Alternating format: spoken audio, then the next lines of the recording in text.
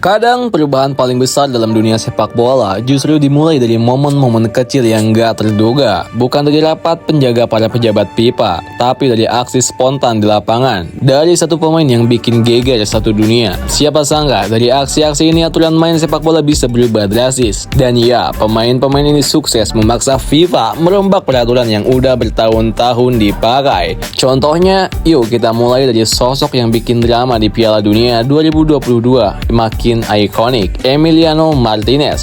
Kiper Argentina ini jadi pahlawan di final lawan Prancis. Laga itu super tegang, 120 menit belum cukup buat menentukan siapa juara. Tapi satu penyelamatan ajaib dari Martinez di detik akhir jadi titik balik. Saat adu penalti dia nggak cuma jadi tembok baja buat bola-bola Prancis, tapi juga ahli perang urat saraf. Dia buang bola, ngecoh lawan, ngomongin mental dan selebrasi heboh tiap berhasil nepis bola.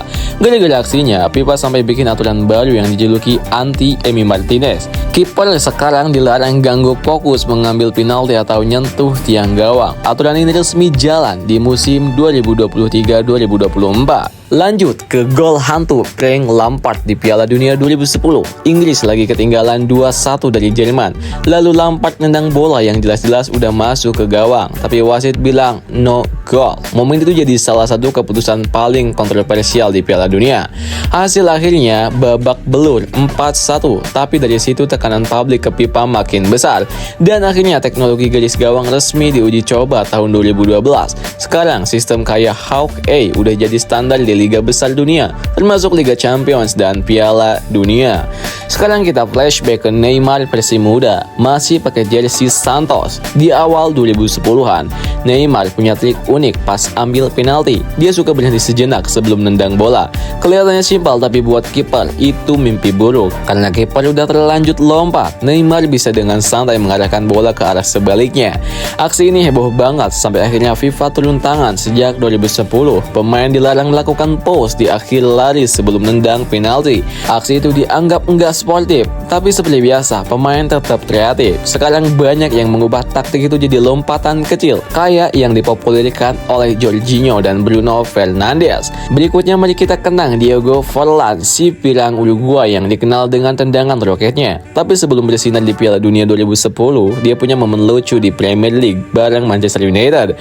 Saat akhirnya nyetak gol perdananya, Forlan saking senangnya sampai buka baju, tapi pertandingan belum kelar. Alhasil dia main beberapa detik tanpa jersey sambil nenteng bajunya di tangan. FIFA pun geleng-geleng kepala dan tak lama kemudian keluar aturan larangan buka baju saat selebrasi.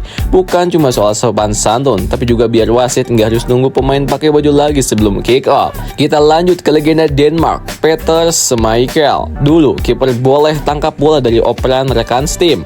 Strategi ini bikin pertandingan jadi lambat dan ngebosenin, apalagi di final Euro 1992. Denmark yang unggul lawan Jerman terus pakai trik back pass ini buat ngulur waktu. Hasilnya FIFA langsung ambil sikap. Mulai 24 Juli 1992, back pass dilarang.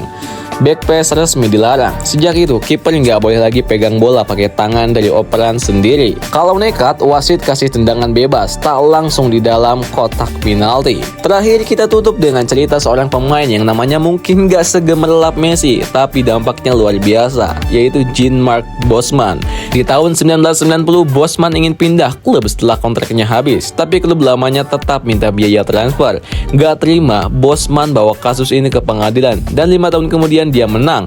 Putusan ini mengubah total dunia transfer pemain. Sejak Bosman raling, berlaku pemain bebas pindah ke klub lain begitu kontrak mereka habis tanpa harus bayar transfer. Ini juga jadi awal mula era pemain punya power yang lebih buat nego gaji, bonus, bahkan menentukan masa depannya sendiri. Itulah deretan momen-momen yang membuktikan bahwa satu aksi pemain bisa mengguncang dunia. Kadang yang dibutuhkan bukan revolusi besar, tapi satu tendangan, satu selebrasi, atau satu gugatan yang bikin aturan lama tumbang. Dan sejarah sepak bola berubah selamanya. So, gimana menurut kalian nih guys? Tulis pendapatnya di kolom komentar.